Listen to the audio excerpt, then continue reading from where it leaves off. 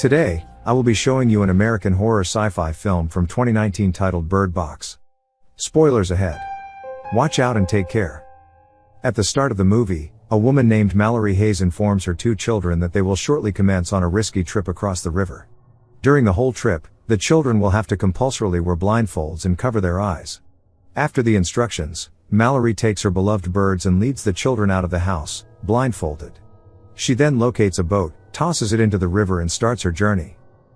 The next scene takes us 5 years back. Mallory is an artist who is heavily pregnant. She recently got divorced and has still not got over the post-breakup stress.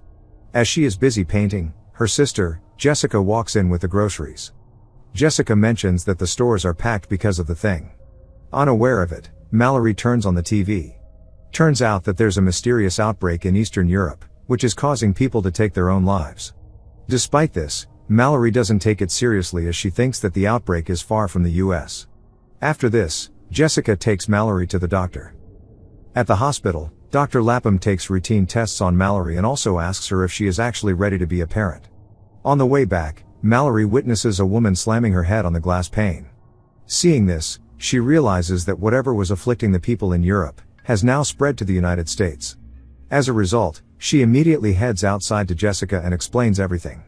As they prepare to leave, chaos begins unfolding on the streets. Automobiles are colliding into one another and people are purposely getting themselves killed. Jessica somehow avoids the collisions and tries to reach home, but suddenly, her eyes change color and she begins to stare at something only she can see. Despite Mallory's best efforts to keep her on the road, Jessica flips the car and crashes.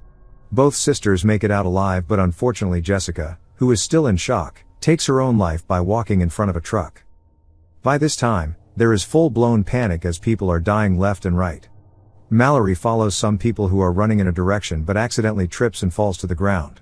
Seeing her struggle, a woman named Lydia leaves her residence to assist Mallory, despite her husband, Douglas, being against it. Unfortunately, Lydia gets infected by the evil entity while helping Mallory.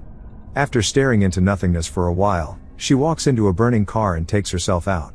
After the horrific encounter, Mallory is finally helped up and rushed into the house by a man named Tom. A policeman called Lucy also joins them. Greg, the homeowner, Charlie, Felix, Cheryl, and a couple, Jason and Samantha, are also in the house. After a while, everyone shares their observations about the supernatural energy that has been taking out people. Charlie, a grocery store worker, explains that it is the end of the world. Meanwhile, everyone is aware that the entity is untouchable and that staring at it will result in their demise.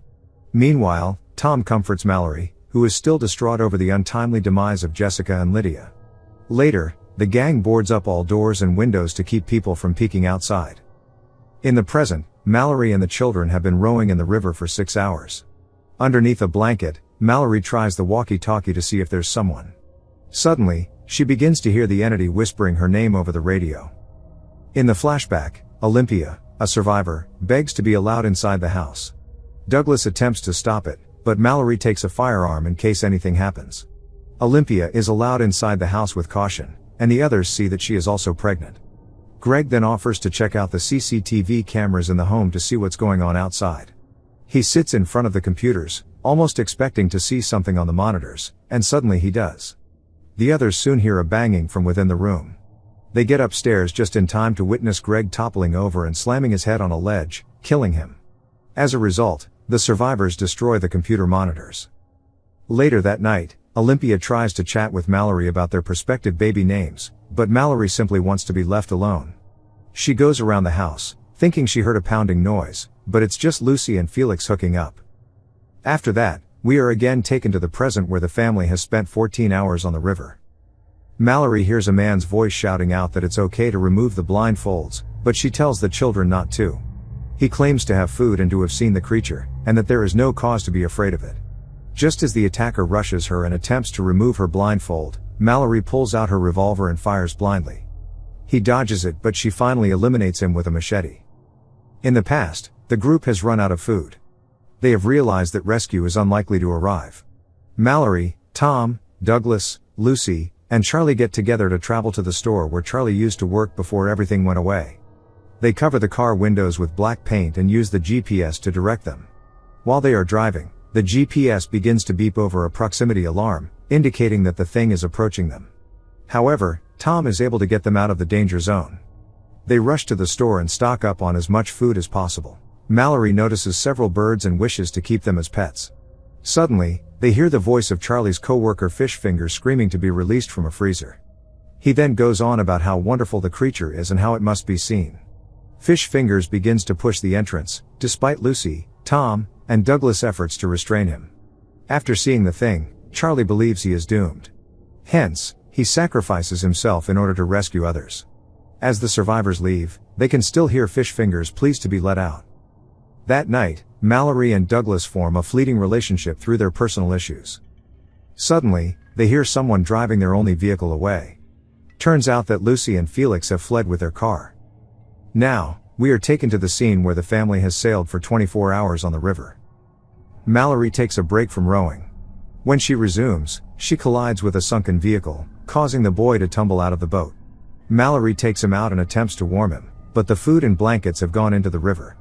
Left with no other choice, she abandons the children in the boat and sets out into the woods in search of supplies. Mallory walks into a building and hears a noise and notices items moving on their own, as if the creature is pulling them. She quickly gathers the supplies and makes it out of the building, but the thing continues to call out her name.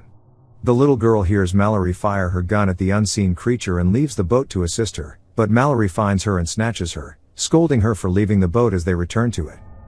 In the next scene, Olympia allows a needy guy named Gary into the house. He is vigorously examined and interrogated by the others. Outside, he claims, there are individuals who aren't wearing blindfolds, who are eager to view the monsters and want others to see them as well. Douglas doesn't trust Gary and attempts to evict him with a pistol, but Cheryl knocks him out and lets Gary stay. The group then locks Douglas in the garage. Olympia apologizes bitterly for bringing Gary in and says she feels like a burden, but Mallory assures her that she isn't one. Olympia then begs Mallory to look after her kid in the event that she becomes ill, and Mallory accepts. Olympia is then given a Hello Kitty toy to present to the infant. In the next scene, we can see the family has already gone past 38 hours on the river. The little girl is seen carrying a Hello Kitty toy, implying that she is Olympia's child. Mallory wraps herself and the kids in a blanket as they approach the rapids, warning them that this will be the most dangerous part of the journey. She informs them that one of them has to navigate with their eyes open, and both youngsters volunteer, but Mallory thinks it's not worth it to sacrifice any of them, so she assures them that no one will see, and they'll just battle the rapids blindfolded. In the next scene, we are again taken to the past where both Mallory and Olympia have gone into labor. While Tom and Cheryl assist the women, Gary pulls out a collection of drawings of the monsters, as he is one of the few individuals who has seen them and wants others to see them as well. He puts Mallory's birds in the fridge so that they don't warn others of the danger. To put his plan in motion, Gary then tears the papers off the windows, which Douglas notices. As a result, he tries to get rid of Douglas by opening the garage door. In the meantime, Olympia gives birth to a girl and Mallory to a boy. When Gary walks into the room, he raises the shades, which causes panic. Mallory quickly closes her eyes, but Olympia sees the entity. Just as she is about to jump from the window, she uses her last ounce of motherhood and offers Mallory her baby. Cheryl is subsequently forced to open her eyes to the outside world, prompting her to stab herself with scissors. Just then, Douglas arrives with a gun and manages to injure Gary in the arm. However, the possessed man eventually takes out Douglas by stabbing him with the scissors. When Tom and Gary notice the weapon, they each try to seize it. 2 gunshots are heard, but Tom is spotted alive and well. He then heads to check Mallory and the children. It's been 5 years, and it is the same scene from the start of the movie. Mallory and Tom have been sharing a home and raising the 2 children, but Tom criticizes Mallory for failing to bond with them or even give them names. They hear something outside, and it's a bunch of infected people in cars, looking for the uninfected. The 2 get a radio transmission late at night from a man named Rick, who claims to be in a secure place with lots of supplies and food. He explains how to travel to the property across the river, warning them that it is dangerous to walk down there with children and that they will need to see to pass through. Rick then instructs them to locate the location by following the sound of birds. Tom wants to visit the compound, but Mallory believes it is a setup. Outside, the infected people from earlier make their way to the home. While Mallory and the kids are protected, Tom rushes to face them. Tom is ordered to remove his blindfold by the survivors, commanded by Whistling Marauder. The entity begins to influence Tom, but he fights it off long enough to eliminate the leader before turning the pistol on himself and alerting Mallory. Mallory then gets the kids together to head onto the river. They've been on the river for 42 hours and have reached the rapids. Mallory tries to navigate through the choppy waves, but the boat crashes over and everyone spills out. Fortunately, she manages to get a hold of both and makes it to the shore unscathed.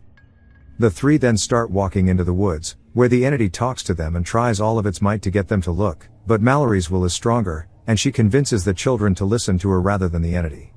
As they approach the property, she follows the sounds of the birds, but the entity surrounds them as she attempts to go inside until someone unlocks the entrance and lets them in. Mallory's eyes are examined, and she and the children are given permission to enter. They meet Rick, and Mallory learns that the property is a blind school where the students are safe from the entities. Mallory and the kids also find Dr. Lapham, who greets them cheerfully. She inquires about the children's names, and Mallory ultimately names them, Olympia and Tom. She then proudly declares that both of them are her children. The movie ends as Mallory opens her bird box and frees the birds to be with the others in the sanctuary. Make sure to subscribe and turn on notifications so you can watch more videos like this. Thanks for watching.